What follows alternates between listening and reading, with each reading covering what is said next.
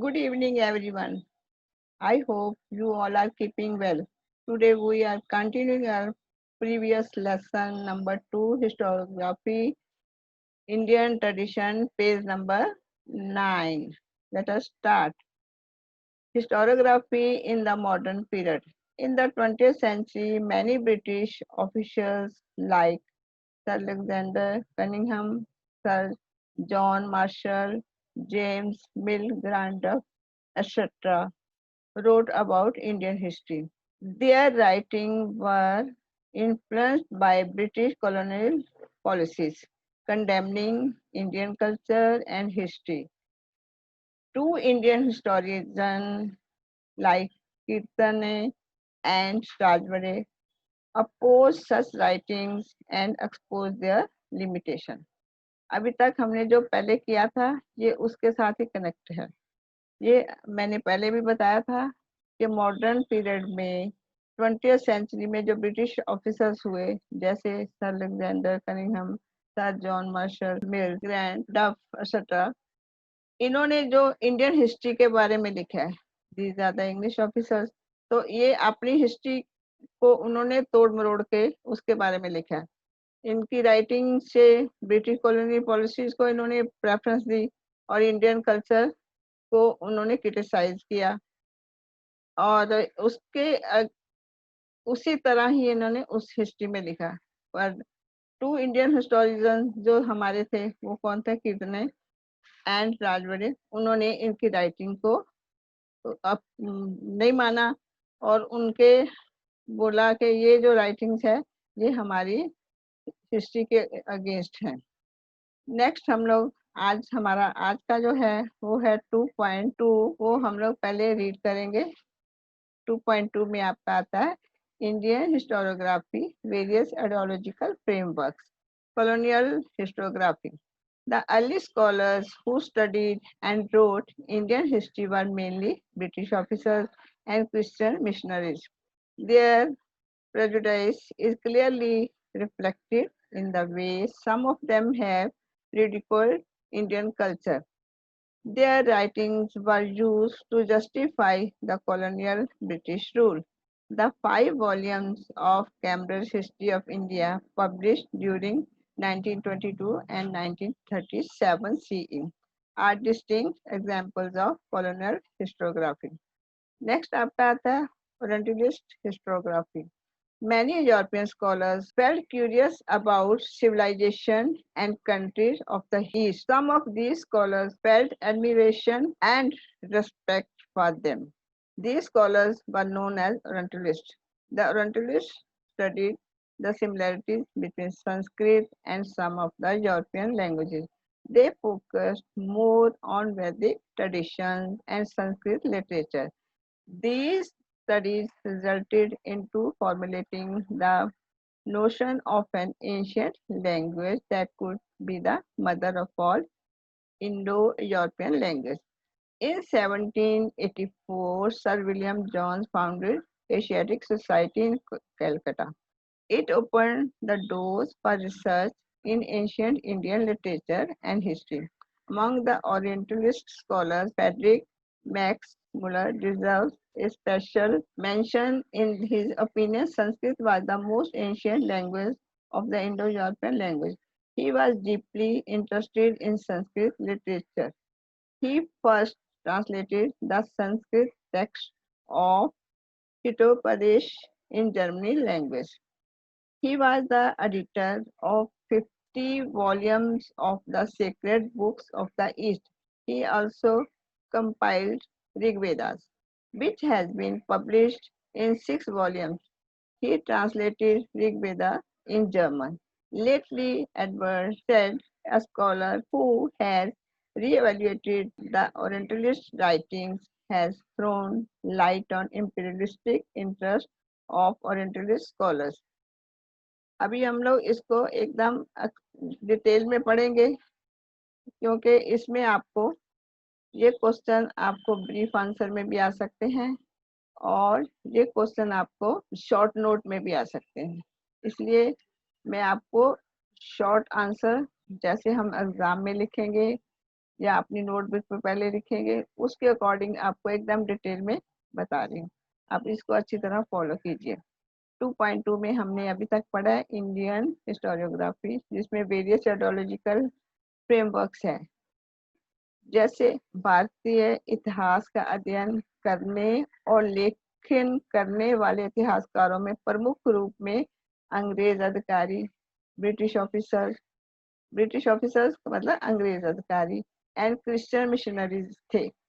उनके इतिहास लेखन का उपयोग उपनिवेशवादी अंग्रेजी सत्ता के समर्थन में किया गया।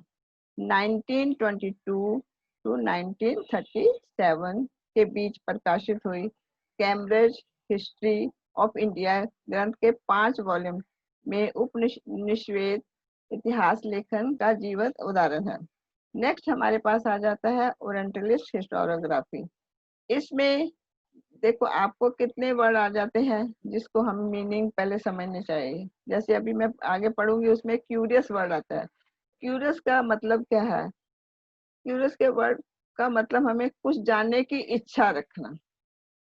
इसमें ओरिएंटलिस्ट हिस्टोरियोग्राफी में हम लोग लिखेंगे, आज मैं जो आपको एक्सप्लेन कर रही हूँ ये मैं पैराग्राफ के अकॉर्डिंग भी एक्सप्लेन कर रही हूँ और मैं ब्रीफ आंसर के अकॉर्डिंग एंड शॉर्ट नोट के अकॉर्डिंग एक्सप्लेन कर रही हूँ, जिसको आप पॉइंट्स में भी लिख सकते हैं।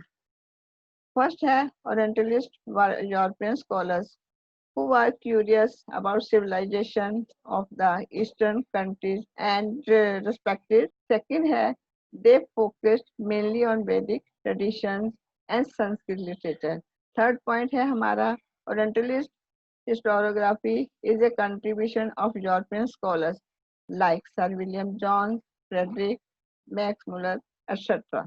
अभी इसमें आपको प्रेजुडिस का मतलब क्या होता है? किसी वस्तु या व्यक्ति पर हानिकारक प्रभाव होना। नेक्स्ट आपका आ जाता है नेशनलिस्ट हिस्टोरियोग्राफी। नेशनल हिस्टोरियोग्राफी में हम लोग देखेंगे English education started in India in the 19th century. The Indian historians who were trained in English education system realized the glory of their past. उनके लेखन के राष्ट्रवादी इतिहास लेखन कहा जाता है। महाराष्ट्र में किए गए नेशनलिस्टिक हिस्टोरियोग्राफी को पता करने के लिए, उसके बारे में जानने के लिए हमें इससे पता चलता है, उससे हमें प्रेरणा प्राप्त हुई। उन्होंने अंग्रेजी अधिकारों द्वारा लिखे गए इतिहास का विरोध किया। नेक्स्ट पॉइंट में हम लोग लिखेंगे, वैसे तो बहुत हिस्टोरियोग्राफर हुए हैं मगर हम लोग मेन के नाम के अनुसार उसके बारे में लर्न करेंगे और लिखेंगे। जैसे आगे आ जाता है VK. Rajwade. VK. Rajwade was of the opinion, उनके अनुसार उनका क्या विचार था? Was the opinion that India should write their own history and insisted that history should be written using authentic का मतलब होता है विश्वसनीय डॉक्यूमेंट्स। थर्ड पॉइंट उन्होंने उनके अकॉर्डिंग है the book the Indian war of independence written by V D. Savarkar in 1857। V D. Savarkar का नाम तो बहुत अच्छी तरह आपको पता है। Veer Savarkar help in triggering का मतलब क्या है? अचानक कुछ करवा देना। अचानक कुछ करा देने में उन्होंने क्या किया? The book the Indian war of Indian history, ध्यान से सुनना इसको, the Indian war of independence, the book written by V D. Savarkar in 1857। इसको मैं बार बार इसलिए बता रही हूँ कि ये टेक्स्ट बुक में से आपको एक्स्ट्रा क्वेश्चन आ सकते हैं। Movement of the people against the British. Next आपका आता है subaltern history. The seeds of subaltern history are found in the Marxist historiography. It means the history of the bottom most ranks. The Indian history, the Indian जो हमारे इस के बारे में ये सारा बताया गया है इन्होंने जो लिखा, क्योंकि सबके सोचने का तरीका अलग है, सबके विचार अलग अलग होते हैं। इनके अनुसार द इंडियन हिस्टोरियन एंटोनियन जो थे, उन्होंने ग्रैमसी first developed the idea that history should be written starting from the bottommost ranks of the people in the society. Second point इन्होंने दिया है folklore is an important source of सब के बारे में इन्होंने बताया, इनका के अनुसार folklore is an important source of subaltern history. Third है Ranjit Gua, an Indian historian, has contributed greatly to writing. उसने भी इसकी हिस्ट्री के बारे में बताया कि इसमें क्या क्या होना चाहिए. Similar thoughts were expressed by Mahatma Jyotirao Phule. बाबा साहब और अलग अलग विचार उन्होंने अपनी अपनी बुक में अलग अलग लिखा हुआ है. जैसे उनकी बुक थी गुलामगिरी, हु वर शूद्रास रेस्पेक्टिवली. ये सब आपको शॉर्ट नोट आ सकते हैं. जो नेक्स्ट लेक्चर हमारा होगा उसमें मैं आपको सब पीडीएफ लेसन का पूरा पीडीएफ भेज दूंगी, तो आप उसको फॉलो करना और फॉलो करके उसको अपनी फेयर नोटबुक पे लिखना. Okay, thank you.